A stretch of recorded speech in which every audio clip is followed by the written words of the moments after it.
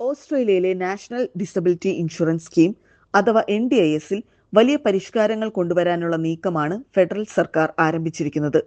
ചെലവ് നിയന്ത്രിക്കുകയും പദ്ധതിയെ ഭാവിയിലേക്ക് കൂടുതൽ സ്ഥിരതയുള്ളതാക്കുകയും ചെയ്യുന്നതാണ് ഈ മാറ്റങ്ങളുടെ പ്രധാന ലക്ഷ്യമെന്ന് ആരോഗ്യമന്ത്രി മാർക്ക് ബട്ട്ലർ വ്യക്തമാക്കി. നിലവിൽ വർഷം തോറും $50 ബില്യൺ ചെലവഴിക്കുന്ന NDIS ആദ്യം ലക്ഷ്യമിട്ടതിനേക്കാൾ വളരെ കൂടുതൽ ആളുകളെ പിന്തുണയ്ക്കുന്ന സാഹചര്യമാണിപ്പോൾ. ഇതിന്റെ ഭാഗമായാണ് അർഹതാ മാനദണ്ഡങ്ങളിൽ മാറ്റം, പദ്ധതി ചെലവിൽ കുറവ്, സേവനദാതാക്കൾക്ക് കൂടുതൽ കർശനമായ നിബന്ധനകൾ, ഉപയോഗിക്കാത്ത ഫണ്ടുകളുടെ നിയന്ത്രണം എന്നിവ ഉൾപ്പെടെയുള്ള നിരവധി നടപടികൾ സർക്കാർ പരിഗണിക്കുന്നത്.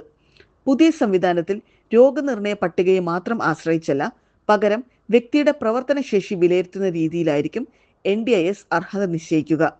ഇതോടെ കുറഞ്ഞ സഹായം ആവശ്യമുള്ള ചിലർ പദ്ധതിയിൽ നിന്ന് പുറത്താകാൻ സാധ്യതയുണ്ടെന്നാണ് റിപ്പോർട്ടുകൾ സൂചിപ്പിക്കുന്നത്. ഏകദേശം 1.6 ലക്ഷം പേർക്ക് ഇതിന്റെ ബാധകത ഉണ്ടാകുമെന്നാണ് വിലയിരുത്തൽ. തട്ടിപ്പും നിയമലംഘനവും നിയന്ത്രിക്കാൻ പുതിയ ഡിജിറ്റൽ പേയ്മെന്റ് സംവിധാനം കൊണ്ടുവരികയും സേവനദാതാക്കളുടെ നിർബന്ധിത രജിസ്ട്രേഷൻ വ്യാപിപ്പിക്കുകയും ചെയ്യാനാണ് സർക്കാർ നീക്കം. സോഷ്യൽ ആൻഡ് കമ്മ്യൂണിറ്റി പാർട്ടിസിപ്പേഷൻ വിഭാഗത്തിലെ ചില ചെലവുകളും പുനഃപരിശോധനയ്ക്ക് വിധേയമാകും.